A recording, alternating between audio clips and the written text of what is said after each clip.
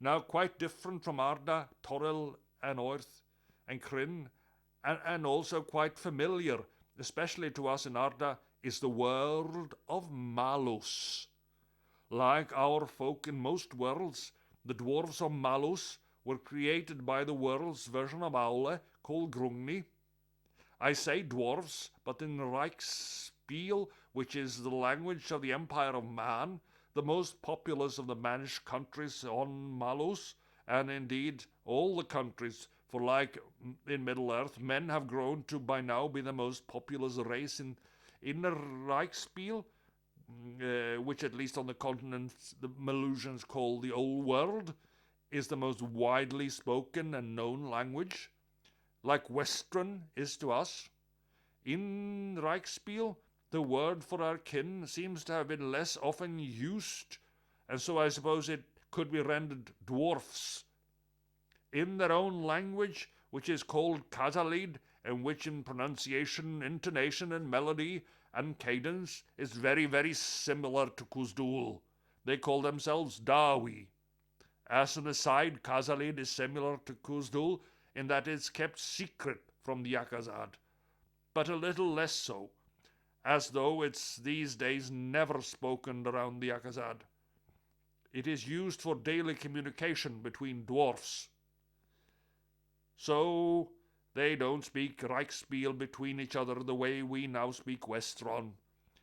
It even appears they have taught men a few words of Khazalid for craftsmen's terms, so that these have crept into Reichsspiel and stayed there, being, as they naturally are, more apt and useful for any craftsman than anything invented by man. I doubt the wisdom in teaching men Dwarvish, but there it is. Anyhow, the Aule of Mallus, Grungni, created the dwarfs there, just as Aule did the dwarfs of Arda, out of the virgin rock of the earth. Of course, that's not what some men in Mallus would have ye believe. Oh, nay, they say, especially the sages of Altdorf, which is the capital of their empire, who say that the dwarves there were created by the old ones, as they say were elves and men and hobbits, and a great many other races too. Fungus, Wallop!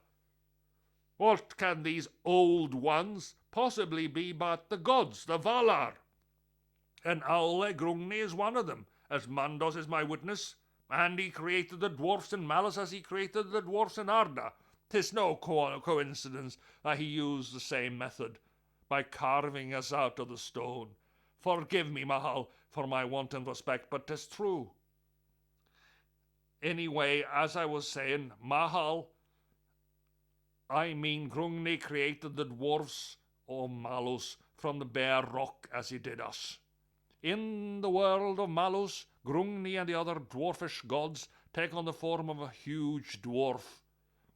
There are 3 chief dwarfish deities, 2 men and 1 woman, so that's different from Arda. I'll tell you something else what's different, and you've got to brace yourself for this one, son.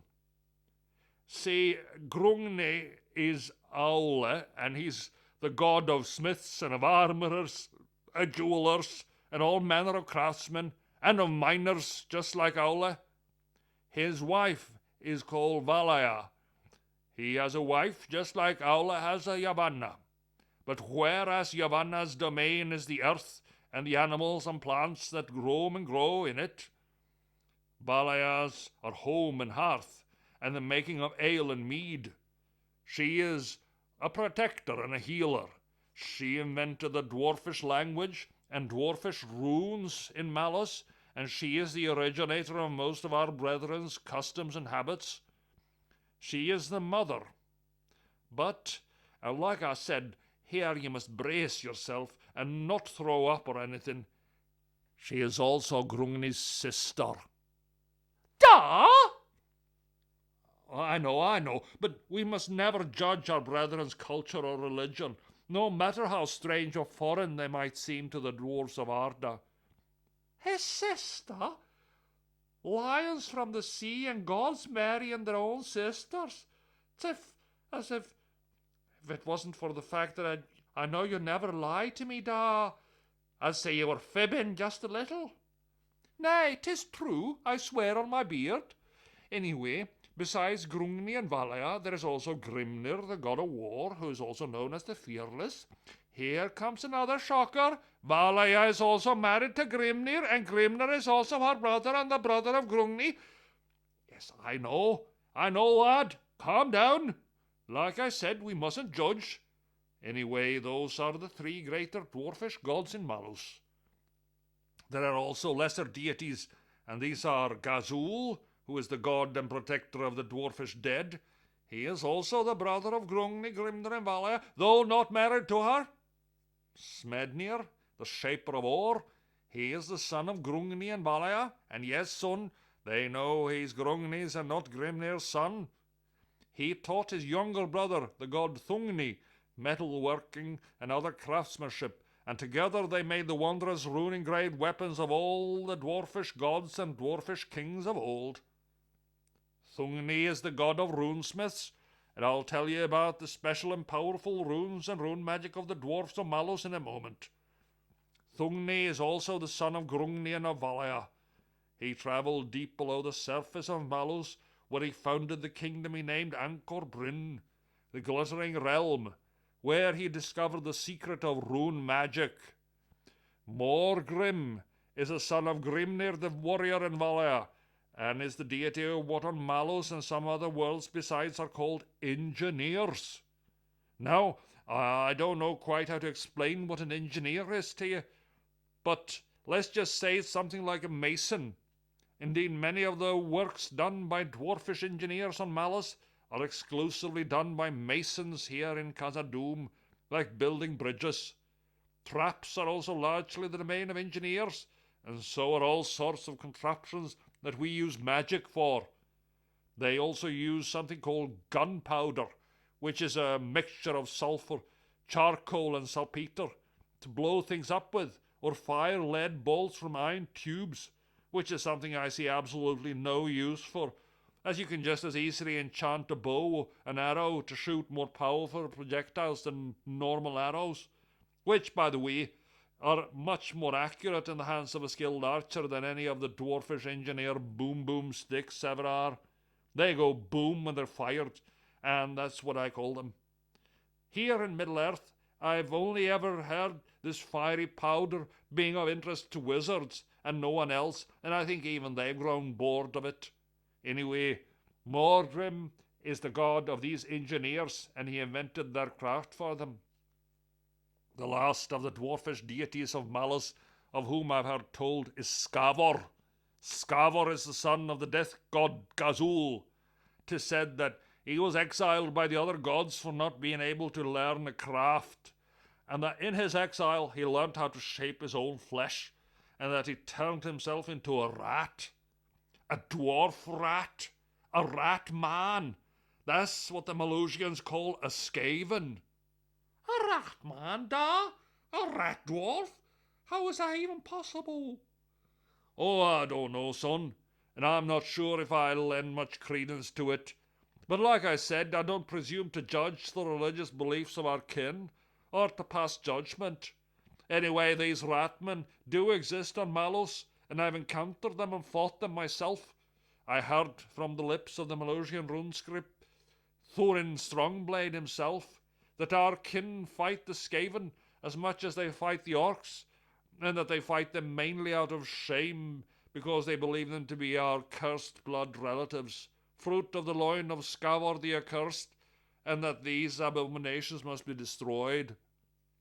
Like I explained before, Grungni, the Mala of Mallus, made the dwarfs there just like he did here in Arda, out of the virgin rock itself.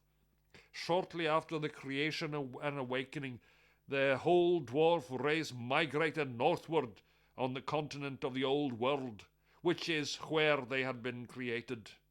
Led by their creator, Grungni, Mahal, they began settling the so-called World's Edge Mountains and went as far as the region of the old world called Norska, which is a northerly peninsula jutting out from the continent in a westerly direction. Grungni told our people to delve deep and build the first dwarf strongholds on Mallus, because he and the other dwarfish deities which had led our people's march sensed that the terrible force which on Mallus is called chaos was emerging from great gashes in the ground on the world's north and south poles. The closest I think we have to chaos is probably the evil of Morgoth, which, as you know, sought to master and then subvert and perhaps destroy all of creation. The evil that Sauron represented before he was finally destroyed was more the result of him trying to dominate all the world to create order. Chaos is quite the opposite, a force that destroys and upends everything, the end of order. Well, anyway, Grungni and the other dwarvish gods saw chaos on the horizon before its minions literally appeared as ruinous armies seeking to destroy all the good peoples of Mallus. And so the wise Maker told his people to dig and to dig deep. That is how the first dwarfish strongholds on Mallus were created. This age, including when our kin went down and shut themselves into their mountain homes until they re-emerge, is known by them as the time of the ancestor gods, because during this period, from their creation to their peaceful but guarded existence deep below ground, they were ruled and guided directly by Grungni and their other gods. When our king finally emerged, they found the world quite changed, with demons and other terrifying monsters roaming the land, wreaking their bestial havoc. This time is called the coming of chaos. However, our kin were not unarmed against the coming evil. Grungni had taught them how to inscribe magic runes upon their arms and armour, and he had fashioned a pair of axes and a suit of armour for his brother Grimnir. Those axes were sharper than Gurthang, the sword of Turin Turambar, and stronger than the mountains themselves. Valaya protected our kin and her runes, and Grimnir slew and many powerful demon. Our kin did not have the strength in numbers to slay all the minions of chaos, but at least they were kept from infesting the mountains so dear to us. The first dwarf strongholds in Mallus was called Karakzorn, and had been founded under the guidance of Grungni and Valaya during the time of the ancestor gods, a few centuries before the founding of the great dwarfish city of Karaz-Akarak. Karaz-Akarak was founded after the hordes of chaos with the help of the gods had been driven off, at least for a time, and its founding by the goddess Valaya herself marks year 1 of the dwarfish calendar of Mallus, and the beginning of the golden age of our kinsfolk there. Karaz-Akarak is Khazalid, which I've said is the Malusian equivalent of Kuzdul, for pinnacle of mountains. Karaz-Akarak is the capital city of the great dwarven realm of Karazankor, which means the everlasting realm, which spans most of the world's edge mountains. 'Tis a jewel to behold, nigh as beautiful as Khazad-dûm, and much bigger. Like Khazad-dûm it has stood for millennia, and also like it shall stand for evermore. Like in our fair kingdom city, the hammers ring out upon the anvil, steel and mithril, which they call gromril, and actually mithril in its fashioned form, a wonder that we should both use that Sindarin form, as well as gold, silver, copper, and all other metal known to dwarf, is fashioned into axe and hammerheads, sword, mail, and plate armour, as well as a myriad of tools and other weapons. The High King of Karazankor, which in this, the 1688th year of the third age of Arda, and the dwarfish year 7045 in Mallus, is called Thorgrim Grudgebearer. Thorgrim, just like you, would you believe it? But I'm getting ahead of myself. During the Golden Age, which is now long ago, the dwarves of Mallus ran into the elves of that world, who are not that different from the elves of ours.